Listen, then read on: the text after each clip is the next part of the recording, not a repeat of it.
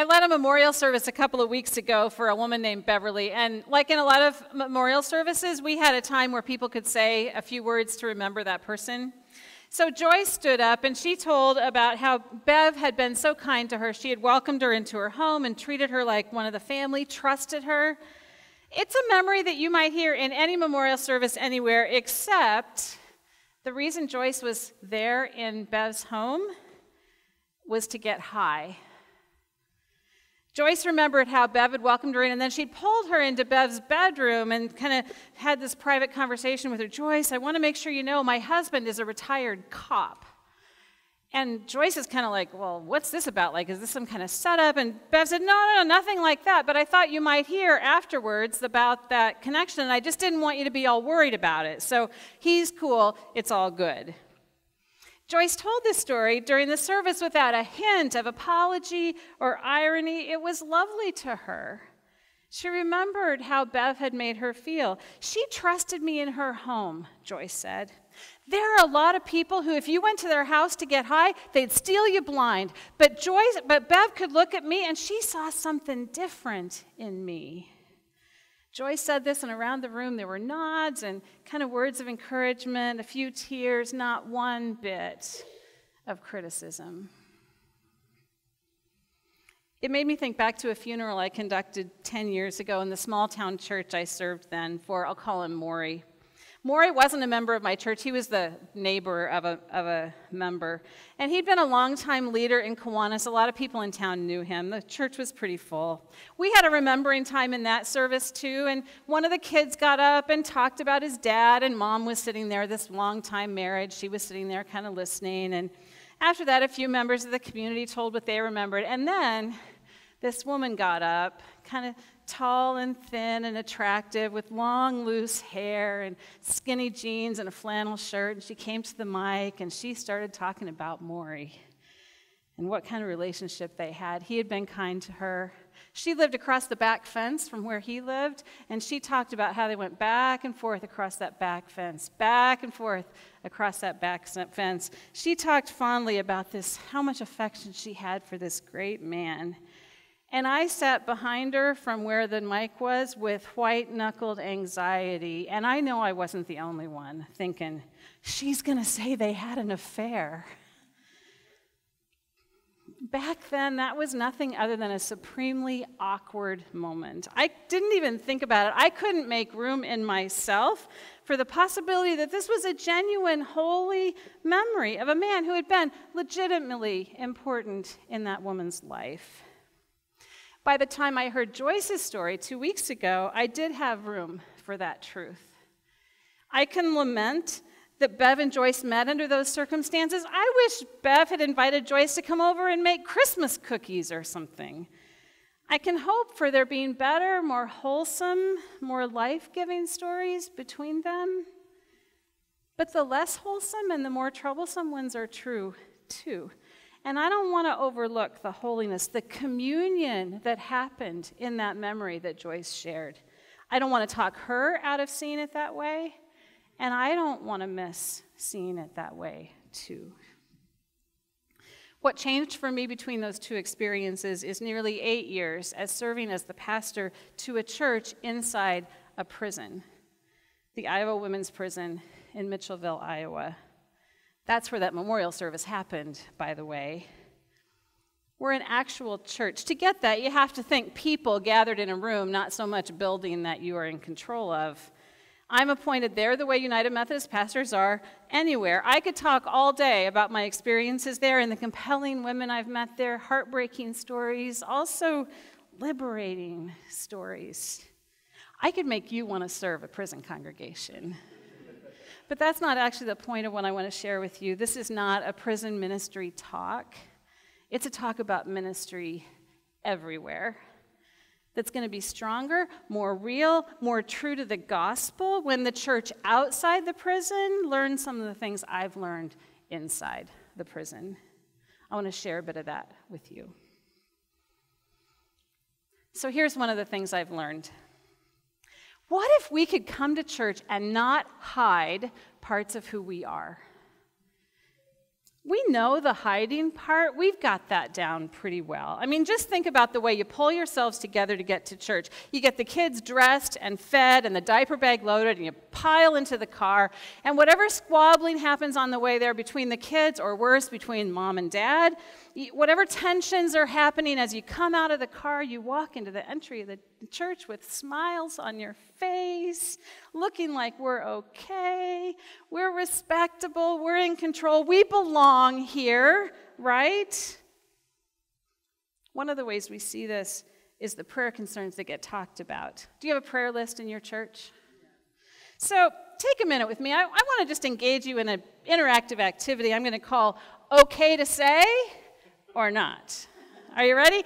By this, I mean to suggest there are prayers that we can name out loud, and there are prayers that we are going to keep to ourselves. So just try this with me. Your daughter had a baby. Okay to say? Okay. Your daughter's baby is in the NICU. Okay to say? Yes. Your daughter's baby has fetal alcohol syndrome. Okay to say? Yes. Okay, a little bit less sure about that. You're going to have knee replacement surgery. Okay to say? You're going on dialysis, okay to say? Yes. You're having liposuction to take care of not so much. You just got diagnosed with lupus. You just got diagnosed with cancer. You know, 20 years ago, 30 years ago, it wouldn't have been okay to talk about that. Cancer's like the staple of church prayer lists right now, but it wasn't. It was a shameful disease years ago. You just got diagnosed with HIV. Okay to say? I see some nods. Do I see some not nods? I think HIV is like cancer was a while ago. It's easier now than it might have been. A lot of times it's not going to get shared. A couple more sets. You lost your job. Yes. Okay to say? Yes. You're just not engaged. You lost your job. Okay. Yes. All right. Your car just got repossessed. No. You are really clear about that. You're homeless. Does that make anybody sad to think there could be people sitting in our pews that are homeless and they don't think they can share that with us? Your brother just got arrested for public intoxication. Okay to say? You come into a new church and it just so happens that your sister is in prison. She's a sex offender. Okay to say? Your dad is in death row in Ohio. No. I've learned a lot about prayers at the prison. There's a woman I'll call Terry, who that last one is her prayer. Her dad was, I think he still is, on death row in Ohio. She says it every week. You hear real prayers there for the addict still suffering, for her own sobriety, for the action that DHS, the Department for Human Services, is taking to terminate her parental rights, and maybe tomorrow's the day when their worker is bringing her kids to say goodbye for what may be the last time ever. I didn't realize how trifling our prayers are in most of our churches until I heard the raw prayers of my sisters inside prison. The unfiltered prayers are amazing there. Connie, who's a charter member, says, "Here we know we're broken. We don't have anything to hide." If pressed, she would go on to say, "People outside, you don't want to look like you have any scars. You do, but you hide them." This is one of the first things I'd say I learned inside the prison, that the church is stronger when we don't have to hide our scars. It's stronger because we don't spend as much energy trying to act like everything is just A-okay. And it's stronger because we get to realize that the people in that room, in any room, I think, actually, when we meet as a church, there's a greater diversity of experience in that room than we let on, than we even recognize. Take, just as an example, domestic violence and sexual assault. Statistically, probably 1 in 4 women in this country are survivors of that kind of trauma. In any particular setting, that number is going to be different. In our prison, it's 90%. 90% of the people in prison, pretty much, men too almost, are survivors of that. That's another talk. It gets my dander up. In any particular setting, that number probably varies a bit. You have to know there are women. And men, too, the number for men is like 1 in 6. So in any gathering, you've got a lot of people who carry this scar of domestic violence or sexual trauma. But in my experience with people in churches, that scar is almost completely hidden. Women and men who carry that scar, we don't know who they are. So that if somebody walks in today bleeding with that wound that just got inflicted or one that's been going on for a long time, who's wondering if this is a safe place to talk about it, they're not going to know if there's someone sitting just down the row who lived through that, is a survivor, might be able to be a resource for them. Most of that time, that connection is never going to get made. And that person's going to leave church wondering if church really is a place that has anything at all to offer for something that deep and heavy that goes to the core of their experience. This has happened, my friends, because we've let it be known in small and large ways across generations what can be talked about and what can't, who we want to be in church and who we don't. We have narrowed down what can be shared so that in most of our churches, the raw stuff stays hidden. We can spend our whole morning in worship and Sunday school and fellowship time and never really find that there's room for the pain, the worry, the hope that is deepest, closest to our hearts. The church is going to be stronger when we, and I mean we, people like us who are trying to be leaders, right? When we make it a place where we can bring our whole selves, can bring our messy parts along with what's beautiful and right about us. Another thing I learned in prison that I wish the church knew: love, relationship. It is always a surprise to me how little we know this. Jesus was asked at some point, what's the greatest commandment? He's asked, tell me the greatest commandment. He doesn't say one, he says two, right? He says first, love God, right, with all your heart and soul and mind and strength. And then he said, love your neighbor as you love yourself. So love. So that happens kind of early on. And then in his closing words to his disciples, at least according to the Gospel of John, I always kind of laugh when I get to this. He's had his Last Supper. He's headed for the garden and the rest and the cross. And he has this long discourse with his friends. And he says to them, among his last words, I'm going to give you a new commandment. And I read that and I get kind of excited. I think, I'm ready, Jesus. Lay it on me. What do I need to know in this last minute as you're going to the cross? And then he says, do you remember? He says, love one another. And I think, love one another? What's new about that? You've been talking about that your whole ministry. When I went to the prison to be pastor of the church there, right away I got told what the rules were about what I could do for people. Mostly it was what I couldn't do. I couldn't give her money or a notebook or a pencil. I couldn't make a phone call on her behalf or pass a message to a family member or anyone else for that matter. I can't weigh in on parole decisions or serve as a reference, sorry. I can't serve as a reference when she's looking for a job. My whole bag of tricks that I used to reach for so quickly when someone would come to me, it's what I was taught actually in seminary. We were supposed to have a list of referral numbers that we would be ready with. If somebody came with whatever that was that they wanted to know, we could reach for that and we could help somebody out. I found myself inside the prison and that whole bag of tricks was gone. All I had was me. And wow, that didn't feel like very much.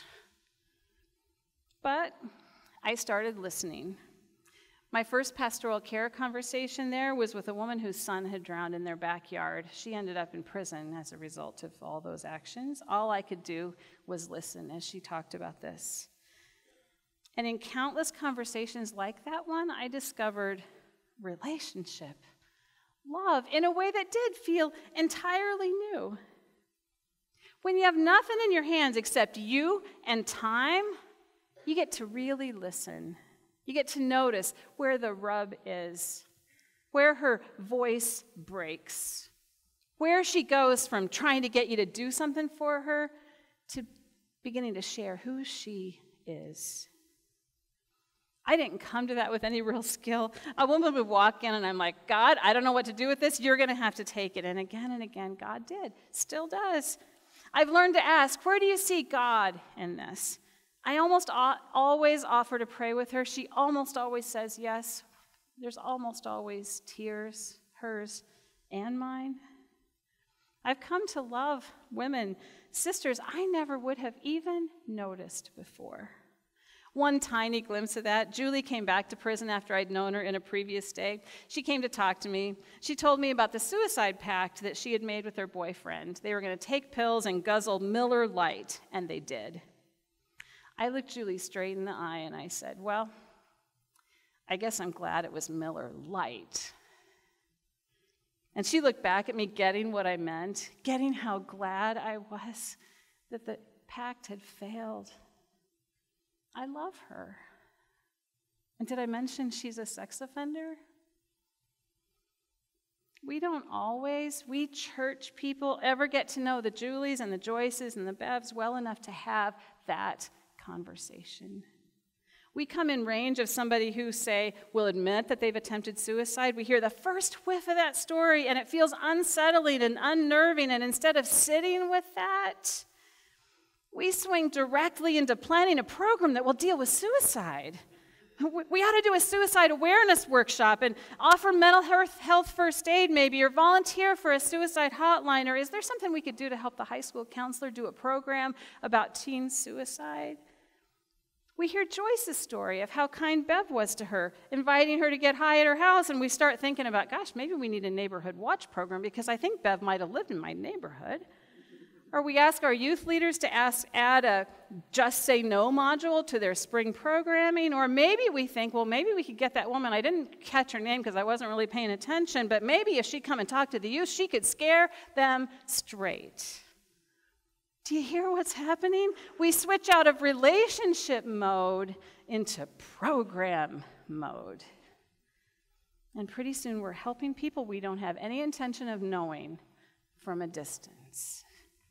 In such a way that we good people, we can tell ourselves we are doing so much for those people who desperately need our help. And by gosh, they better be grateful about it. Never mind that if we're honest, we're not really sure we'd even want those people sitting next to us on Sunday morning. That's a clue, by the way, that it's time to rethink that program. It's no wonder that Jesus gave us that parting commandment that way. A new commandment I give to you, love one another. He said it because he knew us. Love was always going to be new to us, always. Something we'd better keep on practicing. So we've talked about coming to church with our whole selves. We talk about keeping relationship first rather than hiding behind programs. I want to give you one more thing that I've learned in prison that I wish our churches knew. Everyone is welcome. Our baptismal ritual refers to the church which Christ has opened to people of all ages, nations, and races. When I talk about that inside the prison, I do a lot of baptisms there. I tell them, I think those words, ages, nations, and races, are a stand-in for a whole lot of other categories that we could talk about. Economics and marital status and criminal history and sexual orientation and gender identity and whether you have kids or not, or whether you've lost your parental rights to your kids or not. We go on a long list. If we take those words seriously, and good grief, mustn't we not take them seriously? There's no room to keep anybody out of the church because of who they are, just because of that status. That includes the person who's just come out of prison. It includes sex offenders, my friends. The Jesus who ate with tax collectors and sinners, that Jesus would not have drawn the line in such a way as to exclude a person, even if they were on the sex offender registry. And we can't either. Now, here's the thing. If we're going to stand here with our arms wide open, if we're going to say anyone can come in here, there's a corollary to that we have to pay attention to. The only way we can maintain this is if we have good, healthy boundaries for the way people behave in our midst. So saying to a sex offender, come on in, is not the same as saying, come and work with our kids, right?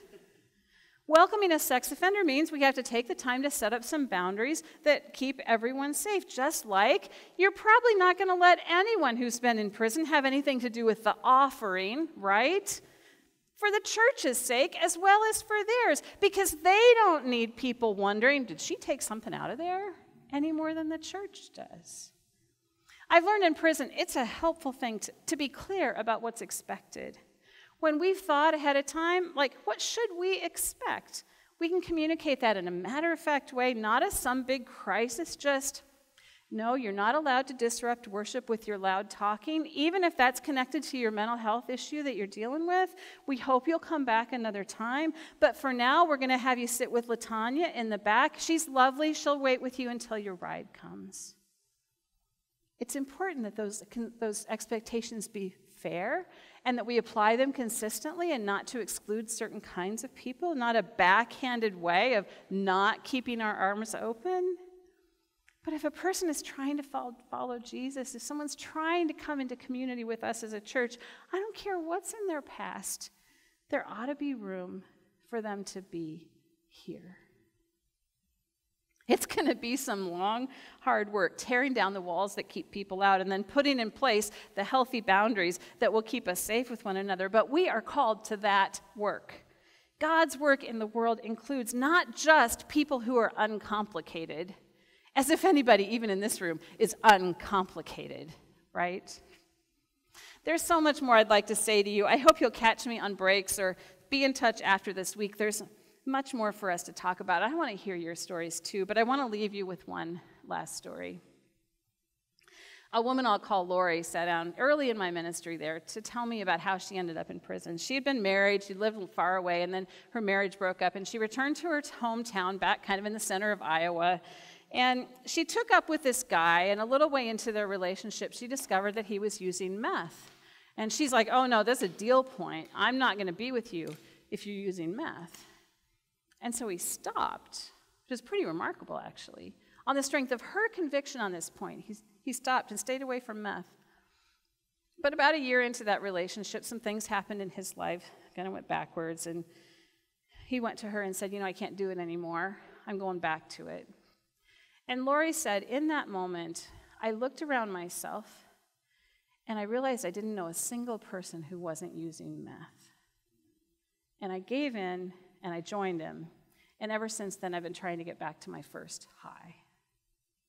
She said this. I didn't know a single person who wasn't using meth, living in a town with thousands of people, dozens of churches, 2 United Methodist churches with, between them, hundreds of people. And I'm guessing if I went into those churches and I asked those people, they'd say, well, good grief, we don't know a single person who is using meth. If we, well-meaning, comfortable church people are going to begin to know and love women like Lori and Joyce and Bev and Julie and Connie and all the others and be part of more wholesome, more life-giving memories in their lives, we're going to have to open ourselves and our churches up to people and experiences that are more messy and raw and real than we generally have. And I predict that not too far down that path of relearning what love looks like, we're going to say not just, wow, this feels like what we were supposed to be doing all along.